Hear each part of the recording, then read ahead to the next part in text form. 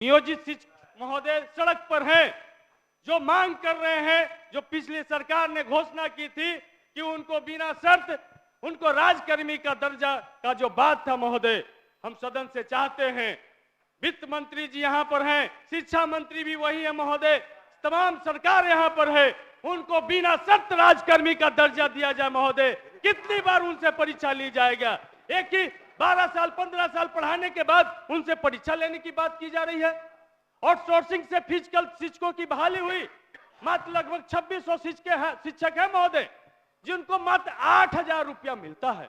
अनुसूचित जाति का जब दर्द हम बोलते हैं महोदय, अनुसूचित जाति का दर्द बोलते हैं महोदय, तो इस सदन में भी बैठे हुए कुछ जो मनुवादी और सामंती प्रवृत्ति के हैं महोदय, उनको पेट में मरोड़ा दर्द होता है महोदय। सतीश जी क्या एक संविधान हमको इजाजत नहीं देता अपनी बात रखने को? सतीश जी सुन लीजिए ना एक मिनट, भाई मेरे जवान आदमी हो, इतना तनाव में बोलोगे ब्लड प्रेशर हाई हो जाएगा। मुस्कुरा के बोलो, बोलिए, मुस्कुरा के बोलो भैया, हंसते महोदय, बात अपनी कहो, मुस्कुरा के कहो।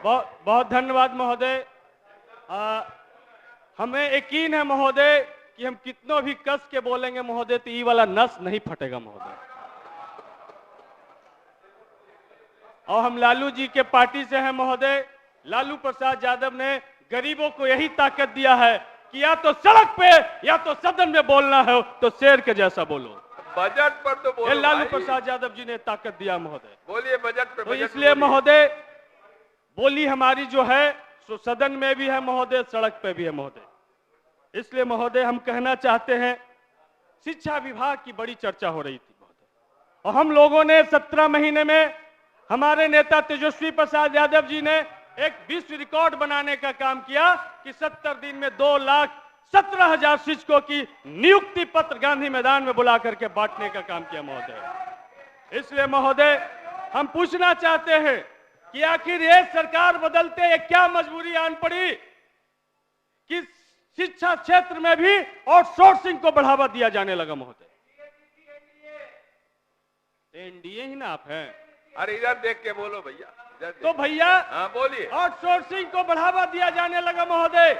जो रात्रि प्रहरी की नियुक्ति माननीय विधायक लोग की अध्यक्षता में किया जाता था, जिसका मानदेय 5000 रुपया तय करते थे महोदय, अब आउटसोर्सिंग के माध्यम से 10,000 रुपया दिया जाएगा, लेकिन वो भी उसको नहीं मिलेगा महोदय।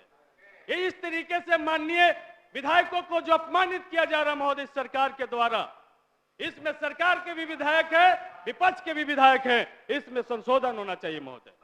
या तो माननीय विधायकों को उस कमेटी से बाहर कर दिया जाए, या तो रखा जाए तो उनकी प्रतिष्ठा की रक्षा की जाए महोदय, ये हम कहना चाहते हैं महोदय।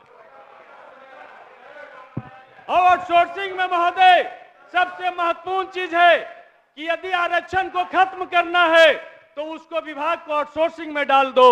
उसमें न अनुसूचित जाति को आरक्षण मिलेगा, न जनजाति को मिलेगा, न अति पिछड़ा को मिलेगा, न आर्थिक रूप से समान वर्ग के बच्चों को भी मिलेगा महोदय। जिसको वो ठेकेदार चाहेगा उसको बहाल करेगा अपने शर्तों पे, जिसको चाहेगा उसको लात मार के निकाल देगा महोदय। ये है आउटसोर्सिंग का।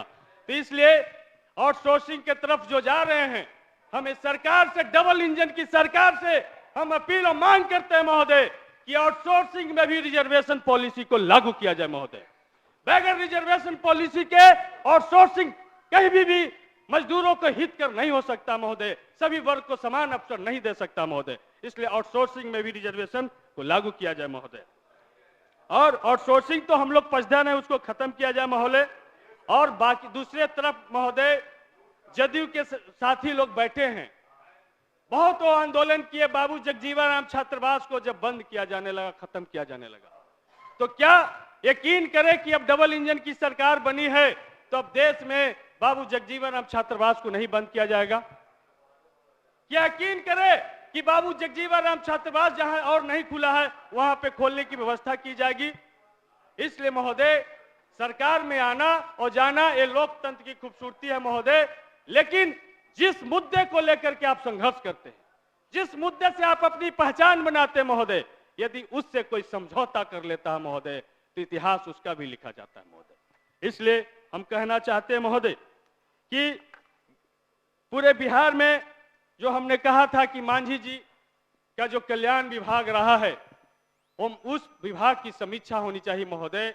आज वहां पे जो स्थिति है आउटसोर्सिंग से, जो वहां पे रात्रि प्रहरी या तो गार्ड बहाल किए जाते हैं महोदय, रसोईया बहाल किए जाते हैं।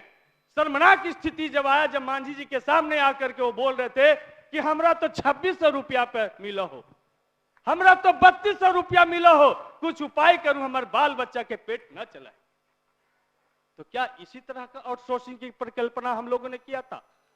क्या इसी तरीके का हम लोगों ने व्यवस्था चाहा था कि मजदूरों को आउटसोर्सिंग से माध्यम से उनको हम काम देंगे, लेकिन 3200 और 2600 रुपया में हम उनको काम देंगे?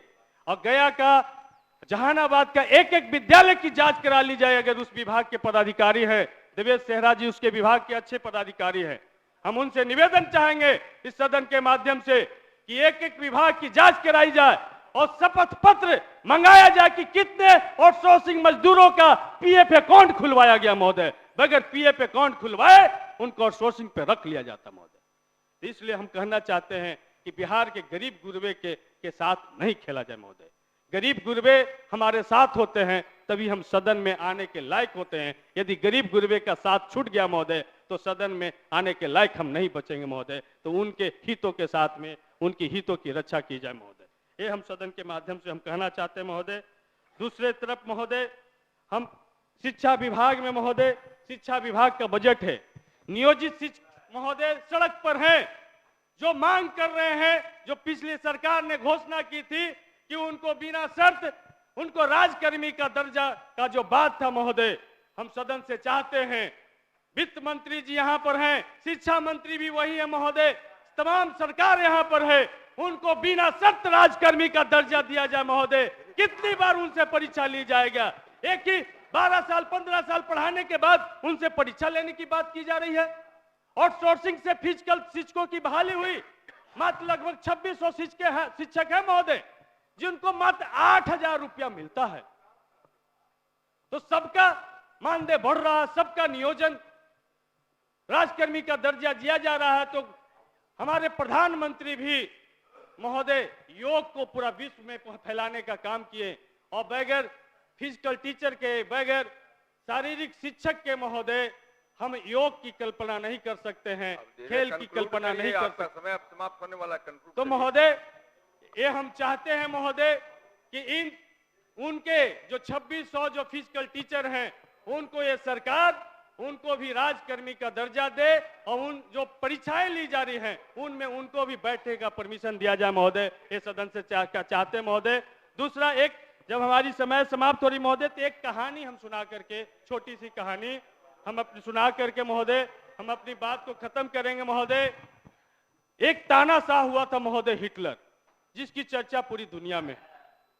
वो हिटलर कुछ भी करता था, कितनों भी पब्लिक पे जुल्म करता था, सारा प्राइवेट सेक्टर बेच देता था, लेकिन लोग उसको जयकारा करते थे। हिटलर का नाम तो बजट में नहीं है महोदय। बजट में है क्या? कहानी है महोदय। आप भी सदन में बहुत कहानी सुनाते थे महोदय, एक मेरी भी कहानी सुन लिया जाए महोदय। तो महोदय वो हिटलर की जयकारा होता था, तो प्रेस मीडिया के साथियों ने पूछा कि आप इतने पब्लिक पर जुल्म करते हैं, आप इतने गरीबों पे जुल्म करते हैं, आपका जयकारा क्यों लोग करता है? तो उन्होंने कहा कि हम ऐसे नहीं बताएंगे, आओ एक बंद कमरे में प्रेस कॉन्फ्रेंस करते हैं। और वहां पर एक मुर्गा को लाया गया महोदय, जिंदा मुर्गा को, और जिंदा मुर्गा को लाने के बाद महोदय हिटलर ने उसके सारे पंख को नोच दिए, सारे शरीर से लहूलुहान खून बह रहा था महोदय। और उसके बाद मीडिया के लोग अवाक होकर देख रहे थे कि क्या कर रहे हैं हिटलर। उसके बाद वो एक कोने में जाके सहमा हुआ सा, दबा हुआ सा था महोदय। उसके बाद 5 दाना महोदय, 5 दाना चावल का लाया गया, उसके आगे छीटा गया महोदय। वो दुम हिलाते हुए चावल खाने लगा महोदय। यही हाल इस देश की जनता का कर दिया गया महोदय। उसके बदन से खून बह रहा महोदय, लेकिन 5 किलो राशन पे उसको विकास बताया जा रहा महोदय। जनता बहुत मजबूत है, इसलिए महोदय हिटलर की कहानी को देश में दोहराया जा रहा महोदय। इसलिए जब हिटलर शाही नहीं चली महोदय, तो ये आप बैठ देश जाइए। किसी भी मोदी शाही बैठ को, जाइए, समय समाप्त नीतीश आपका। शाही को बर्दाश्त नहीं करेगा माननीय महोदय। श्री तारकिशोर इसलिए ये हिटलर का देश और झूठलर का देश को हम बैठ नहीं जाइए, बनने बैठ देंगे जाइए, महोदय। बैठिए। इसलिए महोदय हम यही बैठिए। कहना चाहते हैं, अरे बैठ जाइए, ये जो महोदय बैठिए, जिनको महोदय सुनील जी। हिटलर से अध्यक्ष हमदर्द- महोदय, आप बैठ जाओ।